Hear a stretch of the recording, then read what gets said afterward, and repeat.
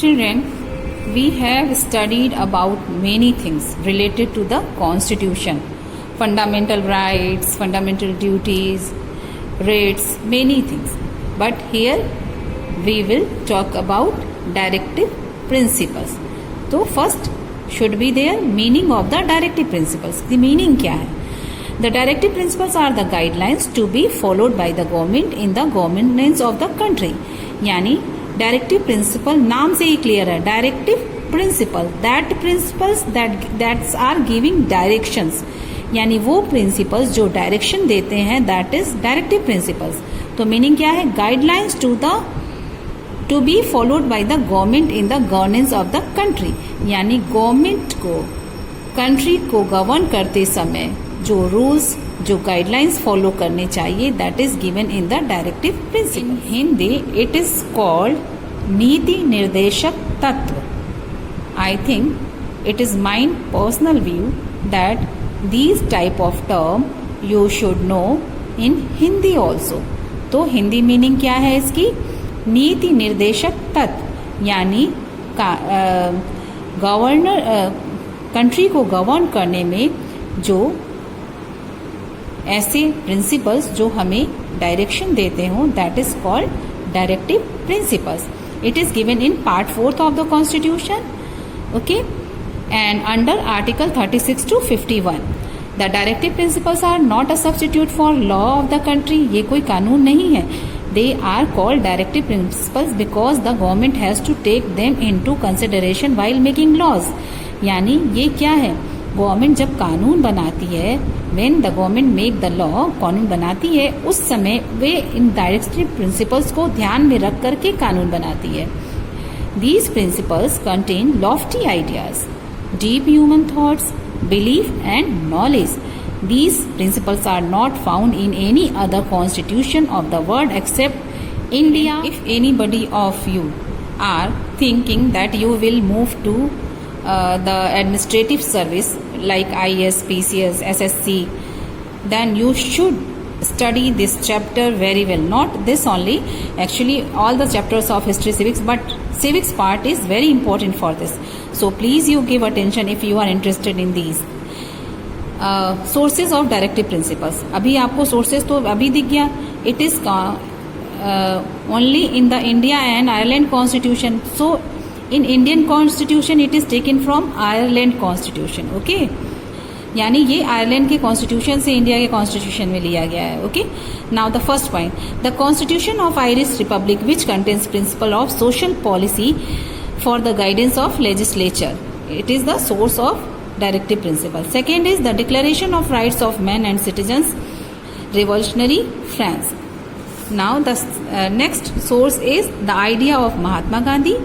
The fact that the directive principles also contain Gandhian principle is sufficient proof that ideas of Mahatma Gandhi had influenced the framers of the next point is the Charter of Human Rights framed by the United Nations. Okay, Human Rights Charter is framed by the United Nations. Few points are also taken from that. The Universal Declaration of Human Rights was adopted by the United Nations when the Constituent Assembly was deliberating over the Indian Constitution. Now this is very important to understand the importance of directive principles. What is importance, children? Like in the case of fundamental rights, there is a difference of opinion regarding the importance of directive principles of state policy. Okay, the main difference of opinion surrounds their non-justiciable nature. यानी चूंकि directive principle जो है non justiciable है, अगर कोई government directive principles को follow नहीं कर रही है तो nobody can go to the court. So it is called non justiciable. Fundamental rights are justiciable. That is to say, you can move to the court to get your right for fundamental right, but you cannot move to the court if directive principle is not followed by any government. Despite these limitations, the directive principles are very important. These importance are given here. What? The first point, directive principles are in the nature of pledge made by the framers of the Constitution to the people of India, यानी एक हिसाब से जैसे हम pledge लेते हैं school में, that is also the directive principle is for the government. They provide a framework, political, social and economic programme for a modern democratic state. यानी मॉडर्न डेमोक्रेटिक स्टेट बनाने के लिए किस तरह का पॉलिटिकल, सोशल और इकोनॉमिक प्रोग्राम होना चाहिए, that is given by directive principles. Now it is given, children, the directive principles give guidelines to the government to make laws and draft their policies according to these fundamental principles, which summarize the objective of the constitution. Next point is given, they provide a measure to judge a government performance. यानी हमें पता है कि directive principles में क्या क्या दिया है, ठीक है. तो by this way we can जज द गवर्नमेंट ना, कि गवर्नमेंट ये सब फॉलो कर रही है कि नहीं. इट मीन्स कि डायरेक्टिव प्रिंसिपल में दिया है कि मैक्सिमम लोगों का मैक्सिमम भला होना चाहिए, तो गवर्नमेंट की पॉलिसी से लोगों का भला हो रहा है कि नहीं. सो वी कैन जज the government performance by the directive principles. Next point is given, the directive principal direct the government to move towards the goal of a welfare state.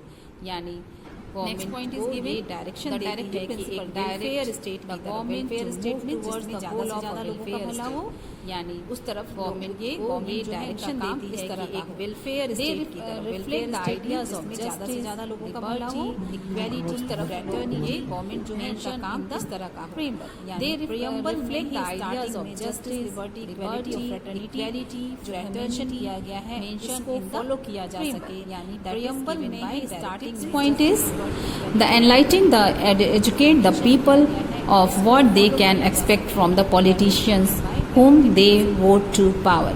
यानी मैं वोट देती हूँ गवर्नमेंट को, तो अगर मुझे पता है कि what is directive principles that is given by the constitution, तो we can expect from the government ना कि व्हाट शुड दे डू, कि गवर्नमेंट को मेरे लिए, हमारे लिए, लोगों के लिए क्या करना चाहिए.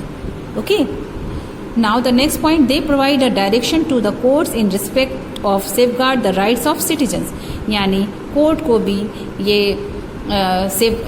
प्रोवाइड डायरेक्शन मिलता है कि किस तरह से वो गवर्नमेंट को जज कर सकती है कि लोगों का भला गवर्नमेंट कर रही है कि नहीं. Next point is, since public opinion backs the directive principle, the goal of establishing social and economic order is clearly laid out before the government. Okay, point is given here. The 42nd Amendment Act 1976 provide that if a law is made to give effect to any of the directive principles, it will not be declared unconstitutional even if it takes away any of the rights under Article 14, 19 and 31. Actually, children, this point is very important and it is little bit difficult. Not difficult, you have to give your full attention here. This provision is great importance for the implementation of directive principles. It means अगर directive principles को लागू करते समय, उसको implement करते समय किसी की फंडामेंटल राइट हर्ट हो रही है, तो they can not move to the court. It is also a importance of directive principles. For example, आपने देखा है कि यमुना एक्सप्रेसवे और इस तरह हाईवे बने हैं, तो उस जब हाईवे बने थे वहाँ पे कुछ मकान, कुछ घर भी थे, तो उन हाईवेज को बनाने के लिए, लोगों के भले के लिए, वेलफेयर के लिए, कि उस हाईवे पे चलकर सबका भला हो, बनाने के लिए कुछ लोगों के मकान भी थे जिन्हें तोड़ा गया, जिनको वहां से हटाया बेटा कि जब लोगों के भले के लिए रोड बनाया गया तो वहां पे कुछ मकान, कुछ शॉप भी कंस्ट्रक्टेड थे, कुछ लोगों की पर्सनल प्रॉपर्टी थी, उनको वहां से हटाया गया. इट मीन कि उनका जो पर्सनल राइट है, फंडामेंटल राइट, वो हर्ट हुआ, but because it was the welfare for the most of the people of the country, क्योंकि वो डायरेक्टिव प्रिंसिपल को फॉलो कर रहे थे, so the people could not move to the court for that. ये बात अलग है कि उनके लिए, उनके प्रॉपर्टी के लिए उनको गवर्नमेंट की तरफ से compensation. You can underline this line that it is written, it also makes it clear that in case of any conflict between the directive principles and fundamental rights, the former shall prevail. यानी directive principles और fundamental right में अगर कहीं conflict होता है तो directive principles को ही लागू किया जाएगा, जिसमें ज्यादा लोगों का भला है उसी को लागू किया जाएगा.